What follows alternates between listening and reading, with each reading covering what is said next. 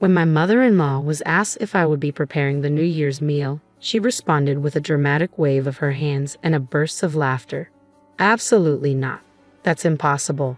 My daughter-in-law can't cook to save her life," she exclaimed, proudly calling me the hopeless housewife who couldn't even manage a New Year's feast. She declared herself the sole authority in the kitchen. Her laughter wasn't just annoying. It felt like an outright insult. After enduring her derision for so long, I knew it was time to stand up for myself. My name is Natalie. I'm 29, and I got married last year. As a full-time housewife, I take pleasure in cooking, and thankfully, my husband isn't too picky. Anything edible seems to satisfy him. He's a kind man, and we live in a beautifully renovated home with a dream kitchen, complete with a large island. It should have been the perfect setup, but there's always been one persistent issue: my mother-in-law. She prides herself on her culinary skills and views me as a complete disappointment in the kitchen. Worse still, she doesn't keep her opinions to herself. Just the other day, while I was outside doing laundry, I overheard her gossiping loudly with the neighbor's wife. "My daughter-in-law can't even cook properly. It's dreadful. I wonder about her upbringing. My poor son is so unfortunate to be stuck with her," she lamented. Each word felt like a thorn piercing through me. It was bad enough to endure her critiques of my cooking, but to hear her belittle my family was completely unacceptable. I realized I couldn't let this continue. It was time to take a stand. I've always held my parents in high regard, cherishing the countless lessons they taught me. Unfortunately, my mother-in-law never bothered to understand or appreciate those values. Instead, she chose to belittle me at every opportunity. Today was just another chapter in her ongoing series of critiques, her biting remarks echoing throughout the neighborhood. She doesn't even know how to season food properly. If I don't cook, there's no flavor at all. Why did my son have to marry someone like her? The neighbors chimed in, adding fuel to the fire with their jabs, questioning why she hadn't taught me herself. I muttered under my breath, "Enough is enough." I wish they would all just stop. My hand gripped a glass so tightly that it cracked. That evening, when my husband Daniel came home and my mother-in-law was conveniently in the shower, I saw my chance to finally let it all out. "Can't you do something about your mother?" I pleaded with Daniel as I helped him out of his jacket. "She's going around the neighborhood every day, making me out to be some hopeless cook." I opened up about my mother-in-law's relentless behavior, feeling it was necessary. Daniel isn't particularly close to his mother and genuinely cares about me, so I expected his support. Maybe even hoped he would defend me or, at the very least, acknowledge the strain her words were causing. But his reaction took me by surprise. "Well, Mom has always been very particular about cooking," he said, scratching his head, looking genuinely troubled. The word particular hung in the air, so light yet laden with accusation. I almost fired back with a comment about her overpowering seasoning, but held back, staring at him in disbelief, wondering if he truly understood the impact of his mother's words. "Come on, she's a good cook, right?" he asked nonchalantly. I was taken aback. "Well, I don't know much about good or bad cooking," he continued, "but please just try to get along with Mom. That's what a wife is supposed to do, isn't it?" With that, he left the room, leaving me stunned. Was this some kind of joke? Thoughts swirled in my mind. A good cook, a wife's duty. What does that even mean? Frustration surged within me. As much as I hated to admit it, my mother-in-law's cooking was far from delightful. She had monopolized the kitchen for the past year, ostensibly to spare me the effort, but I had never truly enjoyed her meals. She firmly believed that piling on the spices equated to better flavor. Daniel, raised on those robust tastes, always finished his plate without a word of complaint, but for me, eating such heavily spiced food was a daily struggle. Not only was it unpleasant, but I feared it might ruin my palate and wasn't great for my health. Each mealtime had become a silent battle, where I forced myself to finish my portion out of fear of the consequences of leaving any behind. Alone in the quiet of our bedroom, I felt a wave of helplessness wash over me. I let out a heavy sigh. The real shock wasn't that Daniel failed to criticize his mother's cooking style, it was that he didn't seem to take my feelings seriously.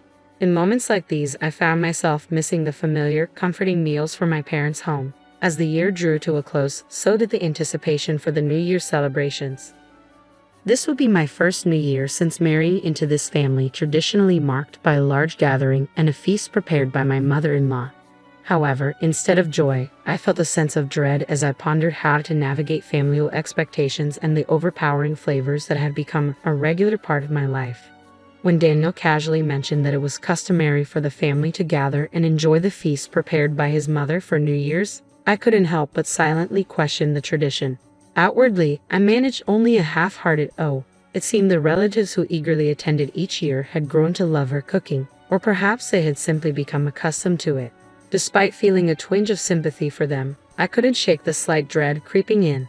Even though my mother-in-law frequently criticized my supposedly bland culinary skills, my parents had instilled a strong confidence in my cooking abilities. I secretly longed to cook for everyone and maybe even introduce some subtler flavors to Daniel's palate. With newfound resolve, I decided it was time to discuss the New Year's feast with my mother-in-law. As she bustled around the kitchen, pulling out large plates and pots, I seized the moment. "I'd like to help with the New Year's feast," I ventured, hoping to contribute to the upcoming celebration. But as she turned to face me, her expression was one of immediate dismissal. "Natalie, you can't even cook properly. How can you prepare food for the New Year's celebration? We'll have not just our family, but all the relatives over. You know that, right?" she retorted. "But I'm part of this family now. It's my duty as a wife to contribute," I insisted, determination rising within me. I argued, my voice laced with desperation, but she simply shook her head. "Do you want to create an awkward atmosphere for the new year? Everyone comes expecting my cooking. We can't disappoint them. Please, if you understand, don't interfere." Frustration bubbled within me as I watched her dismiss my offer, turning back to her preparations. When New Year's Day arrived, the house quickly filled with about 20 relatives, more than I had anticipated, many of whom I hadn't seen since the wedding. As each guest arrived, I greeted them warmly, ushering them into the spacious dining room that had once overwhelmed me when I first moved in. The unusually large room buzzed with energy, perfectly suited for such gatherings. Meanwhile, my mother-in-law was already deep in conversation with the arriving relatives, taking center stage in the kitchen and being the heart of the celebration. During the festive preparations, a relative curiously asked, "By the way, is Natalie preparing the feast this year?" My mother-in-law waved her hands dismissively and laughed. "That's impossible. My daughter-in-law can't cook at all. She's a hopeless housewife who can't even manage a New Year's feast. I handle all the cooking around here," she declared. Her laughter sounded harsh and unwelcoming. It was not a light-hearted joke, but a pointed insult directed at me. At that moment, I reached my breaking point. "Mother-in-law, please let me prepare the New Year's feast this time. If it doesn't turn out well, you can always make a palate-cleansing dish," I suggested, breaking the tense silence that ensued. After a brief pause, the room began to buzz with whispers from the relatives. "Well, I certainly don't want a disappointing meal, but they say practice makes perfect, right?" my mother-in-law said, her tone conceited yet reluctantly acknowledging the shifting tide of opinion among the relatives in favor of giving me a chance. "All right, fine. If it doesn't work out, Freda can step in," she added. "Very well then, Nat, you can take the reins this year," she stated, her words tinged with reluctance. "But remember, I can always step in, ladies and gentlemen, so indulge this hopeless housewife's whims for once," she announced, her tone dripping with patronization. But with my heart swelling with pride and determination, I was ready to showcase my cooking skills to everyone. This was my chance to change their perceptions. I poured my heart into preparing the meal, and as I presented the beautifully arranged feast on a large platter, exclamations of admiration filled the room. "Wow, the meal turned out perfectly. It looks delicious. Well done, Natalie. This isn't something just anyone could pull off," they praised enthusiastically. Amidst their compliments, my mother-in-law, who had just returned from shopping for her so-called palate-cleansing dish, glanced at my spread.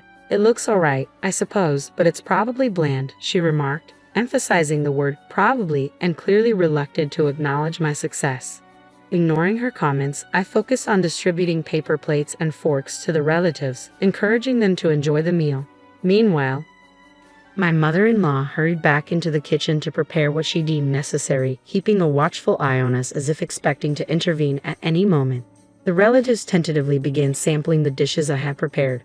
As I watched the guests sample the dishes, a murmur of approval began to build. My mother-in-law, not one to miss an opportunity, chuckled with apparent satisfaction and announced loudly, "See? I told you this is why she's the incompetent daughter-in-law."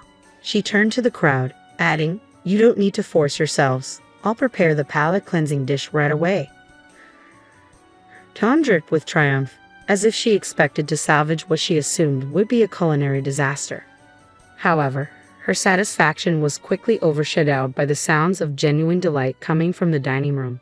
"This is the first time I've tasted New Year's food this delicious. It's like something from a fancy hotel. Natalie, where did you learn to cook like this?" exclaimed one of the relatives, their praise electrifying the atmosphere. Amidst the lively crowd, my mother-in-law stood momentarily stunned into silence by the unexpected approval. With everyone's attention now on me and none on her, I felt a surge of confidence. It was the perfect moment to reveal my background. "I grew up in a family that is deeply passionate about food," I began, my voice steady and clear. "My family owns a renowned French restaurant celebrated for its authentic cuisine and even recognized in the Michelin Guide. My father is the 5th generation overseeing culinary operations, and my mother, from a long lineage of chefs, supports him wholeheartedly. From a young age, I absorbed the art of cooking by observing my parents, honing my skills as they expertly crafted every dish. By the time when I was in upper elementary school, I earnestly learned the art of cooking from my parents. Although my brother is poised to inherit the restaurant, the culinary knowledge they passed down remains a deep source of pride for me." This revelation shifted the atmosphere in the room, further cementing my newfound respect among the relatives and leaving my mother-in-law to contemplate the unexpected turn of events. As the room buzzed with impressed voices, I felt a profound connection to my heritage, finally proud to share my true culinary roots. That's why I found it impossible to tolerate my mother-in-law's dismissive remarks and actions that undermined my skills. To her, dismissing my cooking was akin to denying my parents' legacy and the restaurant that had been a cornerstone of our family for generations. I had mentioned this before I got married, but it seemed to have fallen on deaf ears. My mother-in-law often treated me condescendingly, viewing me as just the daughter of a quaint countryside restaurant. Daniel, largely indifferent to culinary nuances, probably couldn't differentiate between a family-run establishment and authentic French cuisine. I sometimes questioned why I had married into this family, a thought I muttered under my breath as I turned to the sound of someone calling my name, meeting the gaze of several pairs of expectant eyes. "We have seconds. I want more." Despite the generous portions I had prepared, everything had been completely devoured. A wave of happiness washed over me, and I felt tears welling up. Receiving praise for my cooking should have felt routine, something I had known before marrying, yet over the past year, I seem to have forgotten that sensation entirely. "Yes, I'll prepare more right away," I declared, renewed determination surging through me as I hurried out of the room. As I passed by my motionless mother-in-law, I noted that she had, after all, brought some ingredients, despite her earlier criticisms. "Mother-in-law, I'll use these ingredients," I announced, but she offered no reply. The groceries sat untouched in the kitchen as I reached into the supermarket bag to inspect its contents. Just then, 4 women entered the kitchen. Could you teach us how to cook too?" one of them asked, their faces eager with anticipation. I glanced up to see them lined up before me, their ages varying from my own to that of my mother-in-law's. This unexpected request bolstered my confidence. Here was a chance not just to share my heritage but also to foster a bond over our mutual love of cooking, transcending generational and family boundaries. It was a moment of validation, a chance to demonstrate the depth of my skills and the rich culinary legacy I carried. As I looked into their eyes, each gleamed with the same eager curiosity. "The food was amazing. We'd love to learn from you," they enthused. Hearing those words ignited something within me. I had never considered teaching cooking before, but witnessing their admiration awakened a newfound desire to share my knowledge. With a smile, I gladly agreed to teach them, and the room erupted with excitement. The group began animatedly discussing how they would impress their husbands by honing their cooking skills. Thus began an impromptu cooking class. My mother-in-law watched us from a distance, her expression unreadable as she silently tidied up. As we concluded the class and the dishes were served, they were met with enthusiastic praise. I must admit, Grace's cooking can be a bit too salty for my taste, but Natalie's dishes are delicate and refined, truly professional French cuisine. Jennifer, one of the participants, beamed with joy at the recognition. Feeling a mix of pride and unease, I offered a faint smile to my mother-in-law, but she remained focused on cleaning, undisturbed by the ongoing praises. Just as I pondered how to ease the tension, Daniel stepped in with a decisive statement. "I actually prefer Natalie's cooking.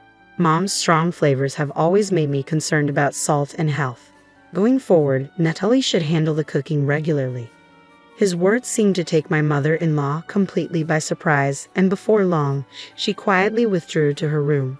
The news of my culinary abilities spread quickly among my relatives, marking a significant shift in how they viewed me and my place in the family. This unexpected turn of events not only bolstered my confidence but also subtly shifted the household dynamics in ways I hadn't anticipated. As word of my culinary talent spread, I soon found myself receiving requests to teach cooking classes. Initially hesitant, I remembered the joy from the impromptu New Year's cooking session and decided to embrace the opportunity. People genuinely valued my skills, and through word of mouth, my reputation as a skilled chef of authentic French cuisine grew rapidly. Before I knew it, I was featured in media outlets and celebrated as a housewife renowned for her cooking. Requests for my classes began pouring in from all over the country. Life, I learned, is wonderfully unpredictable. This unexpected journey even led to a feature about me in a prominent cooking magazine. In the article, I spoke about my culinary heritage and my father's influence on my skills. As for my mother-in-law, who had once spread less than flattering rumors about my cooking abilities, she ceased commenting on culinary matters altogether after the shift in family and public opinion. Over time, she gradually stopped cooking entirely, leaving me with full responsibility for meals in our home. Despite the increased busyness, we now live together peacefully, a significant change from our earlier days.